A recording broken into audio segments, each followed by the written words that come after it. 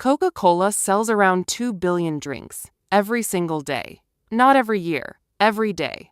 That means while you blinked just now, thousands of people somewhere on Earth probably bought a Coke. And here's the weird part. Most people don't even think Coca-Cola tastes the best anymore. Some people prefer Pepsi. Some prefer juice. Some barely drink fizzy drinks at all. Yet Coca-Cola is still worth over $300 billion. That's more money than the entire economy of some countries.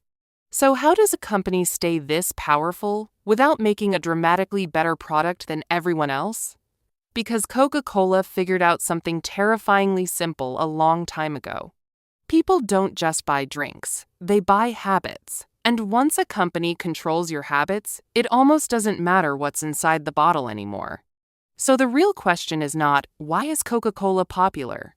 The real question is, how did Coca-Cola quietly build a system that makes it nearly impossible to lose?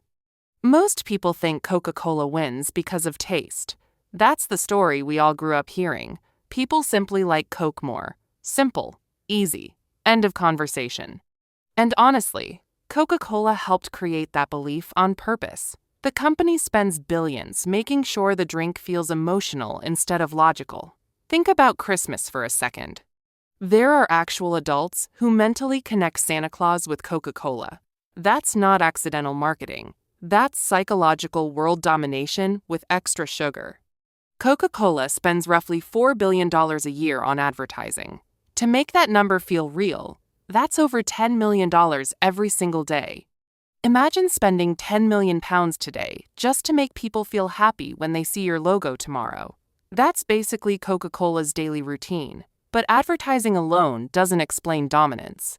Loads of companies run adverts. Most of them still disappear faster than your New Year gym motivation. The real reason Coca-Cola stays on top is much less glamorous. It's not mainly about the drink.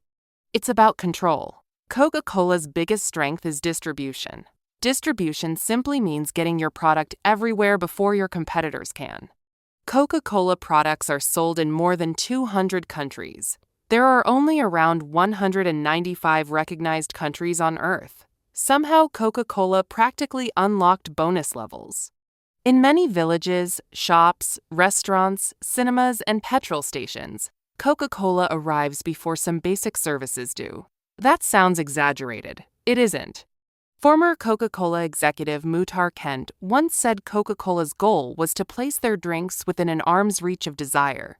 Which sounds poetic until you realize it basically means make sure you cannot escape seeing Coke. Here's where the money gets interesting. Coca-Cola itself often does not bottle most of the drinks you buy. Other companies pay Coca-Cola for the right to bottle and distribute the products. So Coca-Cola earns money without doing all the heavy lifting. It's a bit like owning the recipe for the world's most famous cake and charging everyone else to bake it. One major bottling partner, Coca-Cola Euro-Pacific Partners, made over 18 billion euros in revenue in a single year, and Coca-Cola still earns from that system. This structure is genius because bottling factories deal with difficult stuff like transport costs, fuel prices, broken machines, and local supply problems. Coca-Cola mostly focuses on branding and syrup concentrate, and the syrup concentrate business is absurdly profitable. Syrup is cheap to make compared to the final price consumers pay. Water, sugar, branding, and convenience do the rest. In 2023, Coca-Cola made more than $45 billion in revenue. That's around $123 million every single day. But here's the sneaky part. Coca-Cola doesn't just want you buying Coke. They want shops to depend on Coke too. Ever noticed how restaurants sometimes only serve Coca-Cola products? That's often because Coca-Cola made deals giving shops discounts, equipment, or incentives to stay loyal. Those branded fridges you see in corner shops? Coca-Cola often provides them, which means the company literally controls the cold space customers look at first. And once Coca-Cola controls the shelf, the fridge, the adverts, and your habits, competitors are forced to fight for whatever tiny space is left. But the strangest part of Coca-Cola's dominance is not the drink, the adverts, or even the global distribution system. It's the fact that Coca-Cola discovered something about human behavior decades ago, and once you see it, you'll never look at supermarkets the same way again. Coca-Cola realized something most companies still don't fully understand. Humans rarely make buying decisions logically. Most of the time, we buy whatever feels familiar. Your brain loves familiarity because familiarity feels safe.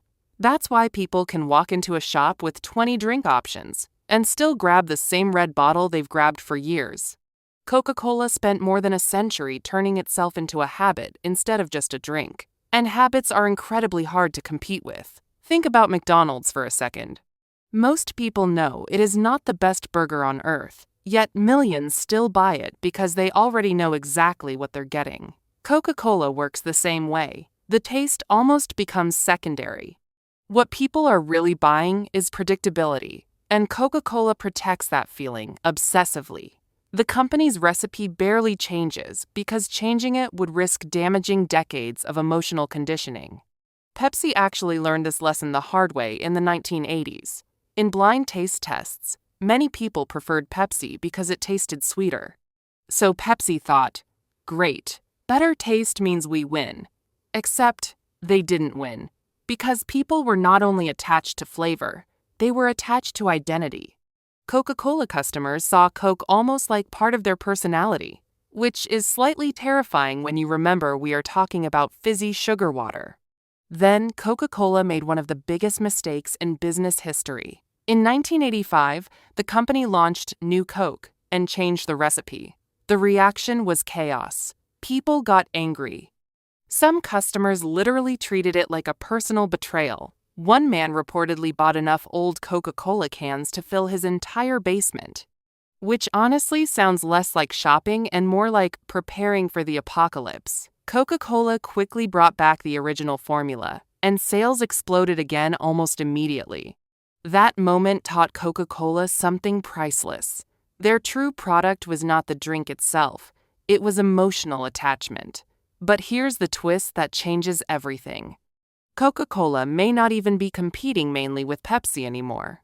Coca-Cola's real competition is attention. Every second your brain focuses on something else is a second you are not thinking about buying Coke. That's why Coca-Cola sponsors football tournaments, concerts, cinemas, music festivals, and even the Olympics. Coca-Cola wants to appear during moments when humans feel emotional, excited, nostalgic, or connected, because emotions create memory. And memory creates habits. The company understands something incredibly simple. If people repeatedly see Coke during happy moments, eventually, happiness itself starts advertising the drink for free. And once a brand reaches that level, competitors are no longer fighting a product. They are fighting human psychology. This is why Coca-Cola can survive health trends, sugar backlash, changing tastes, and endless criticism. Because the business is built deeper than logic. Even when people stop drinking classic Coke, Coca-Cola still wins through Sprite, Fanta, Minute Maid, Dasani, and dozens of other brands it owns. In many supermarkets, entire sections of drinks are quietly controlled by the same company. It looks like competition, but a lot of the money still flows to Coca-Cola. That means Coca-Cola doesn't always need you to choose Coke specifically. Sometimes they just need you to stay inside their ecosystem, which is honestly genius. Slightly creepy, but genius. So the next time you walk into a shop and instinctively reach for a Coke, ask yourself something uncomfortable. Was that actually your decision? Or was it the result of more than 100 years of advertising, distribution, emotional conditioning, and habit building working exactly as designed? Coca-Cola did not become dominant by making the world's greatest drink. It became dominant by making itself impossible to ignore. So now I want to ask you, what product do you think controls people more through habit than actual quality? Drop it in the comments. And if you enjoy finance stories that completely change how you see everyday companies, like, subscribe, and stick around, because the biggest businesses in the world are usually hiding the craziest secrets in plain sight.